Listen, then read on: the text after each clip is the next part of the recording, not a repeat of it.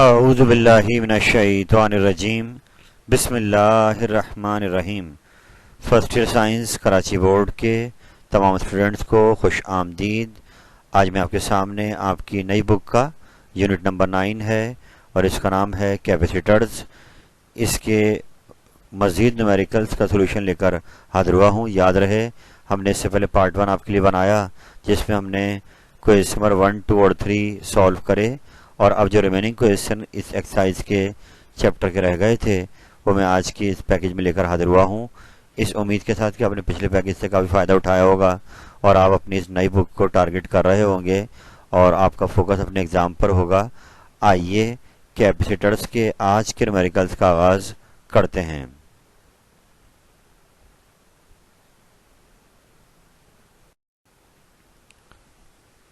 तो बड़ा पहला क्वेश्चन आज का जो आपके सामने आ गया है, ये क्वेश्चन नंबर 5 है आपके एक्सरसाइज का। याद रहे कि हमने प्रीवियस 3 क्वेश्चंस पार्ट 1 वाले लेक्चर में कर दिए थे। क्वेश्चन 4 मैं इसी पैकेज में कराऊंगा आपको। पहले हम क्वेश्चन नंबर 5 को देख रहे हैं। आइए सवाल को समझते हैं कि एक कैपेसिटर की बात की जा रही है जिसकी हमें जो एनर्जी वो स्टोर की है कैपेसिटर ने 10 किलोवाट आवर ये एनर्जी दी गई है, और जिस बैटरी से उसको चार्ज किया गया उसकी स्ट्रेंथ है 1000 वोल्ट।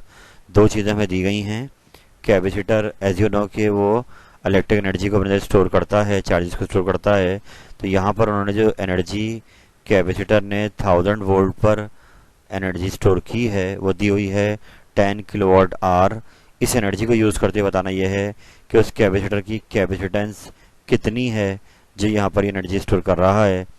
तो आइए सबसे पहले सवाल का डेटा देख लेते हैं कि हमें एनर्जी गिवन है एज यू नो कि किलोवाट इनटू आवर ये एनर्जी का यूनिट है। तो अब इसको पहले कन्वर्ट करेंगे, जूल में लेकर आएंगे। किलोवाट में 1000 वाट होते हैं और एक आवर में 3600 सेकंड होते हैं। तो हमने किलोवाट को उठाकर 1000 लगा दिया और आर को उठाकर 3600 लगा दिया। तो ये अब आपकी जो एनर्जी है वो जूल में आ जाएगी। इसको मज़ीद सॉल्व करें तो 3.6 एक्सपोनेंशियल 7 जूल एनर्जी आ गई। आगे चलते हैं तो आपको 1000 वोल्ट दिए हुए बैटरी के वोल्ट आ गए, और अब मांग रहा है कि इसकी कैपेसिटेंस क्या होगी। तो इसके लिए मेरे बेटे आपके पास जो फार्मूला है, वर्किंग फार्मूला, वो यही है कि एनर्जी बराबर है हाफ सी वी स्क्वायर।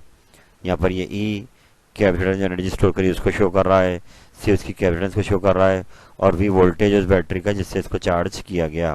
तो ये फार्मूला रखें याद कि एनर्जी जो स्टोर करता है कैपेसिटर, ये उसका फार्मूला है।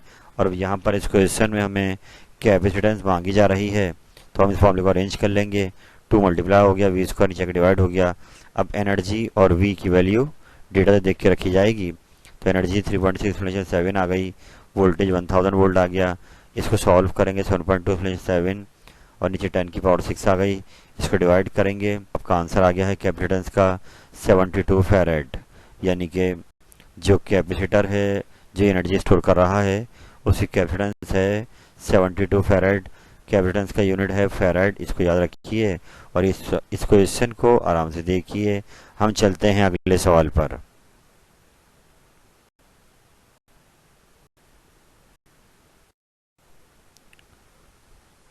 तो बेटे यूनिट नंबर 9 के न्यूमेरिकल्स को आगे बढ़ाते हुए अब हम आपके सामने क्वेश्चन नंबर 7 को लेकर आ गए हैं। पहले याद रहे मेरे बेटे क्वेश्चन 7 इसलिए किया जा रहा है कि ये अभी जो हमने क्वेश्चन किया इससे पहले प्रीवियस वाला जहाँ एनर्जी दी हुई थी कैपेसिटर की, ये उसी से रिलेटेड क्वेश्चन है।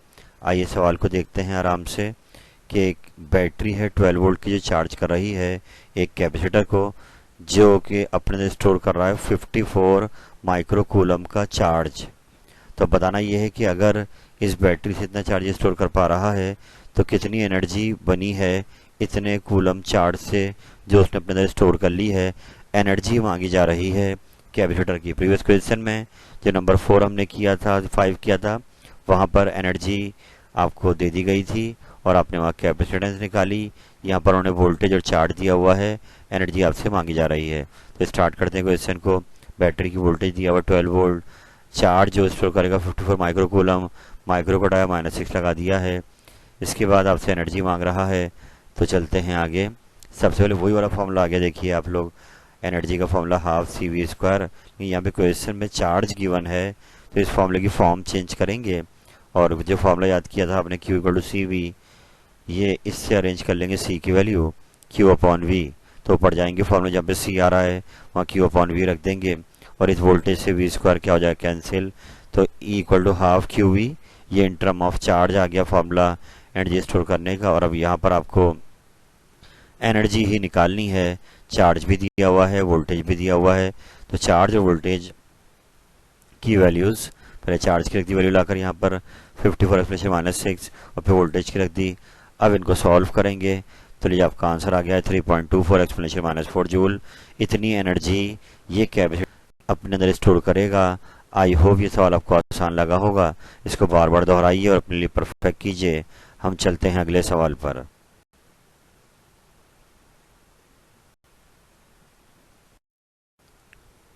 तो बेटा अगले सवाल पर आपके यूनिट नंबर 9 है कैपेसिटर का, उसके क्वेश्चन नंबर 6 पर सामने आ गए हैं।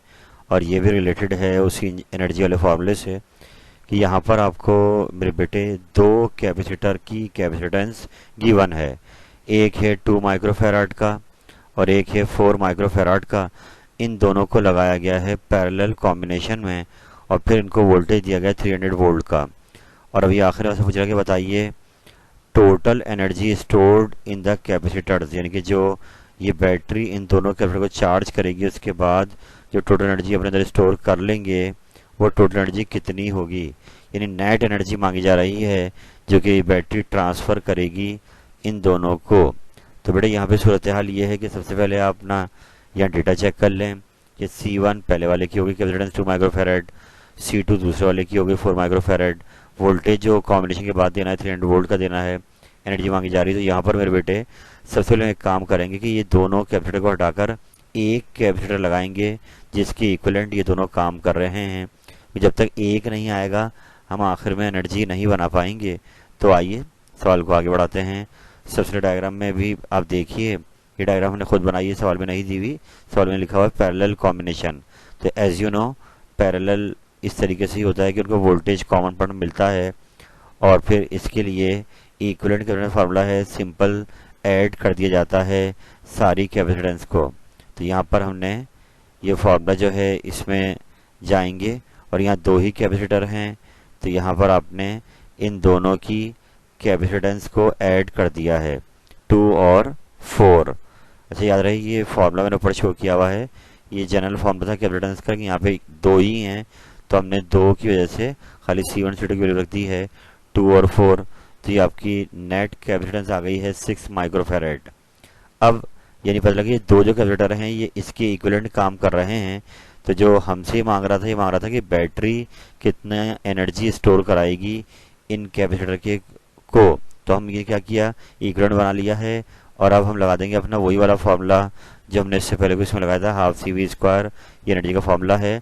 और जहाँ सी आ रहा है वहाँ रख देंगे आप सी इक्विवेलेंट जो आपने बनाया यानी 6 और माइक्रो को हटा के -6 लगा दिया है और वोल्टेज 300 दिया हुआ है।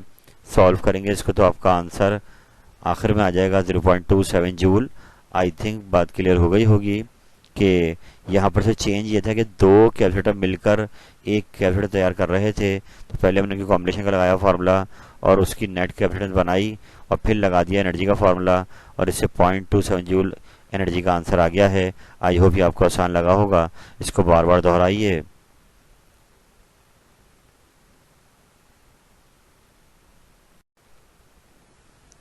तो बेटा आपकी यूनिट नंबर 9 कैपेसिटर का लास्ट न्यूमेरिकल जो कि एक्सरसाइज में शामिल है, ये क्वेश्चन नंबर 4 है बुक का और ये मैंने पहले नहीं कराया। अब इसको हम लास्ट में देख लेते हैं ताकि हमारे सारे न्यूमेरिकल्स इस चैप्टर के कवर हो जाएं इस सवाल के साथ ही। आइए क्वेश्चन को आराम से पढ़ते हैं कि एक कैपेसिटर को चार्ज किया जा रहा है एक बैटरी के ज़रिए और यहाँ पर आपको दी गई है उस कैपेसिटर की कैपेसिटेंस 10 माइक्रोफेरेड।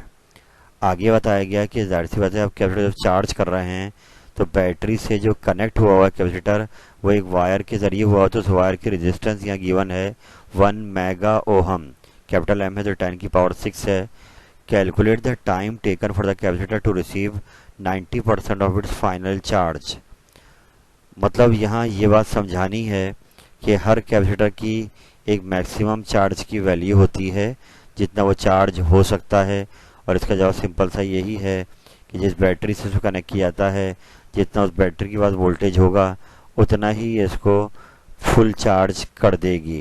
यानी मैक्सिमम चार्ज उससे ज़्यादा नहीं आ सकता जितना बैटरी का चार्ज बैटरी के पास चार्ज होगा।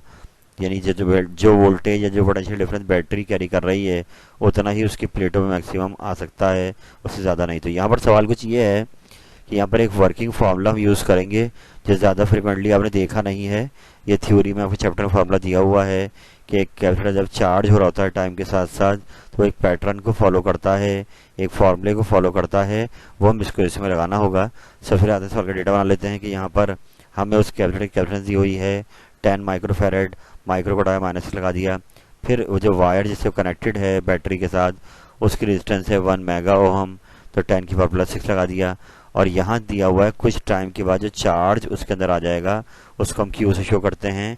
तो 90% Q not only maximum charge है जो कि उसके अंदर आ सकता है। यानी 90% वो कैपेसिटर पूरा चार्ज हो गया है। परसेंटेज साइन हटाया तो 0.9 क्यू नॉट। और अब सवाल ये है कि कितने टाइम में ये 90% चार्ज होगा अपनी मैक्सिमम वैल्यू का, वो टाइम आपसे मांगा जा रहा है। तो मेरे बच्चे यहाँ पर एक फॉर्मूला यूज़ करेंगे हम लोग। ये फॉर्मूला कैपेसिटर को चार्ज होने का है कुछ टाइम के बाद। फॉर्मूला ये है कि Q वो चार्ज जो कुछ टाइम के बाद उसमें आ गया है वो बराबर है क्यू नॉट ब्रैकेट में 1 माइनस एक्सपोनेंशियल फंक्शन है उसकी पावर है minus T upon R C. T यहाँ पे टाइम है, आर यहाँ पे रेजिस्टेंस और सी यहाँ पर कैपेसिटेंस। यानी कि ये एक वर्किंग फार्मूला है जो कि जब भी कैपेसिटर पे चार्ज निकालने के लिए इस बात आए कि टाइम के हिसाब से कितना चार्ज आ गया तो ये एक फार्मूला बनाया गया है। तो अब इसमें जाते हैं और जहाँ क्यू आ रहा है वहाँ 0.9 क्यू नॉट, ये क्यू नॉट ऐसे ही आ गया 1 माइनस, और ये टर्म भी ऐसी आ गई ई की power minus T upon R C. अब क्यू नॉट से क्यू नॉट क्या हो जाएगा, कैंसिल हो जाएगा और अभी बाकी टर्म ऐसे लिख दी गई। अब शफलिंग करेंगे टर्म्स की कि माइनस का इधर आके प्लस की हो गई एक्सपोनेंशियल टर्म, और ये 0.9 प्लस का आके माइनस का हो गया, 1 से 0.9 माइनस की 0.1 बच गया। अब ई की पावर आ रही है minus T upon R C. तो यहाँ एक तवज्जो तलब बात बड़ी ये एक्सपोनेंशियल फंक्शन है और ये मैथ्स में जब भी हटाना होता है या इसको ख़त्म करना होगा तो हम ln लेंगे, लॉग लेंगे जिसकी बेस ई होती है ln। दोनों साइड पे जब ln लिया जाएगा तो उल्टे हाथ का जो ये ई आपको नजर आ रहा है ये ln से क्या हो जाएगा कैंसिल, और जो ई का पावर लगी हो इसकी बेस में आ जाएगी। देखें कि minus T upon R C ये ऐसे आ जाएगा। मैंने यहाँ पर एक काम कर दिया है कि लॉग जब दोनों साइड पे लिया तो ई से लॉग उल्टे हाथ का कैंसिल हो गया, ये पावर बेस में आ गई, जबकि सीधा पे ln लगा दिया गया। और हमने एक काम और भी कर दिया कि यहाँ पे आर और सी की वैल्यूज़, क्योंकि जब ई ख़त्म हो जाएगा तो minus T upon R C direct बचेगा, वो मैंने लाकर आर डेटा में से देखकर 10 पावर 6 रख दिया और सी भी रख दिया 10 एक्सपोनेंशियल माइनस 6, और माइनस एन फॉर्मूले की लगी हुई है। राइट साइड पे ln लगा दिया 0.1। यानी याद रहे ये ln इस एक्सपोनेंशियल फंक्शन को ख़त्म करने लगाया गया है। और अब कैलकुलेटर में अगर आप ln का बटन देखें तो 0.1 का जब ln आप निकालेंगे तो ये आपको आंसर देगा -2.3025। ये आप चेक कीजिएगा अपने साइंटिफिक कैलकुलेटर से कि ln 0.1 इसके बराबर होता है, जबकि उल्टे हाथ पर ये +6 पावर थी -6, ये कैंसिल हो गई, खाली 10 बचा -t/10, माइनस माइनस कैंसिल, ये 10 डिवाइड का क्या हो जाएगा मल्टीप्लाई, तो 23.02 सेकेंड लगेंगे 90% चार्ज होने में इस कैपेसिटर को। तो अब बस ये फॉर्मूला याद रखिए जो ऊपर दिया हुआ है कि कुछ टाइम के बाद चार्ज कितना आ गया उसको निकालने का फॉर्मूला कि Q वो इंस्टेंटेनियस चार्ज जो उस पर आ गया है, Q नॉट मैक्सिमम चार्ज उसमें आ सकता है, E एक एक्सपोनेंशियल फंक्शन है और T टाइम है, R रेजिस्टेंस, C कैपेसिटेंस। तो आई होप ये सवाल आपको समझ में आ गया होगा। अब इसको बार बार दोहराइए।